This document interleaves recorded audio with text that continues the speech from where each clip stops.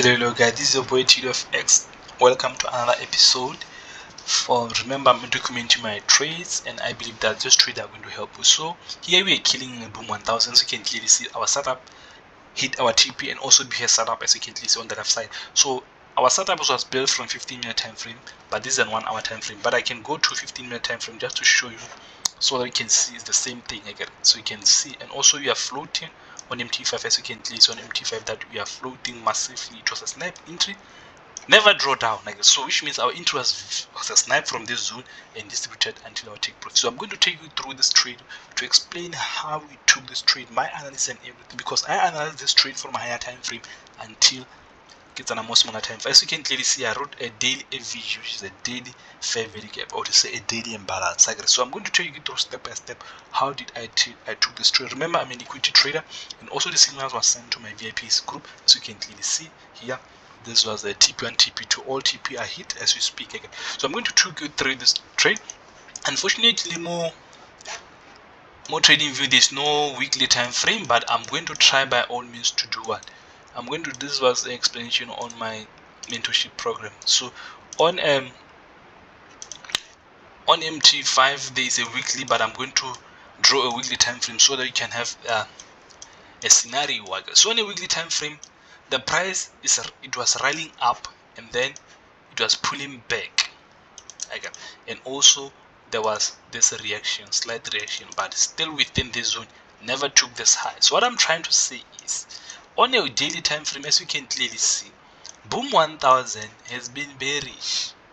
It has been bearish, but on the left side, if you go to weekly, this bearish momentum is represented by this on a weekly time frame. It is represented by this. It's represented by this pullback. It was just a pullback, right? And now the price managed to react to the slightly above, which is this rejection on a weekly time frame, right? But I'm going to focus on a daily time frame. So as you can clearly see on a daily time frame, remember I'm an equity trader. So there was a BOS to the downside. The price was breaking structural downside, only showing what a strong bearish momentum. Okay, fine.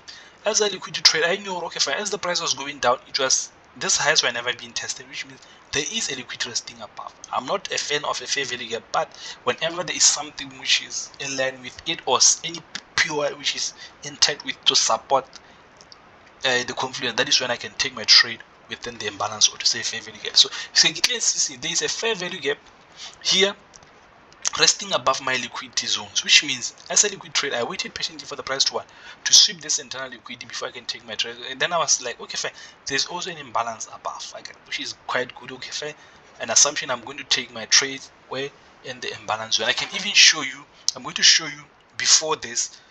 As you can see on the left side, you can see that I marked the setups to show you that the price is going to react on the imbalance. But anyway, let's go back to the trade. Like I said, this was just a skeleton on a weekly time frame, just to try to give you the scope of what's going on. So like I said, the price was all along bearish. All of a sudden, the price now disrespected what highs. It changed correct. Market structure shift, a change of correct. Depends on there was a change of character here, showing that now the price is trying by all means to push up to where, to this imbalance, because I knew, okay, fine, there was already a liquidity, which means the price has to take out this liquidity. But remember, on a weekly time frame, really, the price is bullish, it's reacting on this level, which is, if you use Fibonacci, I use the Fibonacci on it. You can also check on your MP5, the price is reacting on 61.8 level, of which I call it a golden zone on my mentorship, which is this here. This reaction is at 61.8. You can go and check using your MT5, because on the Riff MT training view there is no weekly time frame, but check so that you can have the idea of what I'm talking about. So like I said, this was the reaction on what, on a 61.8 level, a change of character, and I knew this is a change of character to show what now the price is willing to go up. Maybe it's want to take out this high again, but there was a string distribution. I knew the price has to come and what, correct this impulsive move. Maybe it might come and use this other block in line with the QML zone, and then that is when it can go up to take out this high on a weekly time frame. But for now, we wanted to utilize this opportunity because there is an imbalance slightly above our liquidity zone. Maybe the price might say, okay, fine, I've swept this liquidity and I'm reaching to this imbalance. The price might continue selling to retest the low, to do something like this. selling until you take out the liquidity below this low and start buying. Again, it depends, but I utilize this fair value gap and also the imbalance because the liquid, because I'm a liquidity trader. So the price, it came to our fair value gap on a higher time frame. It reacted from this zone, it swept this internal liquidity and also swept the previous high of the previous candle, which is a strong confirmation model according to my trading strategy. To my student, they know what I'm talking about. Whenever you see this is called Christmas time. And then instead of entering there, we waited patiently because what I knew the price is going to pull back to this zone. Let me zoom. It's going to what? It's going to pull back to this zone, and then we entered from there. It was a snipe, never any drawdown again. And then we put our stop loss above this week, which is called our liquidity block, because this week is the one which swept the structural liquidity and also liquidity of the previous candle, which is a strong stop loss range, which is we call it liquidity block. So you can go to a smaller time frame, on 15-minute time frame. You will see that this was our entry. This is our entry on MT5. We are floating also, so you can clearly see. So this was a snipe entry, take and go. Stop loss was slightly above this high, which is our liquidity block. As you can clearly see, on a smaller time frame, the price was building another liquid. We knew, okay, fine. As it built this liquid, the price has to go and take out this liquid, but this high cannot be taken because this is our liquidity block. And then we went and we found this other block. There is an other block here. Let me show you.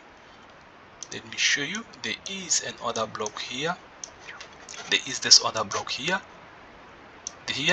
and then we use this other block to execute our price. And then it was a snipe entry. It was very, very snipe entry, but our entry was here.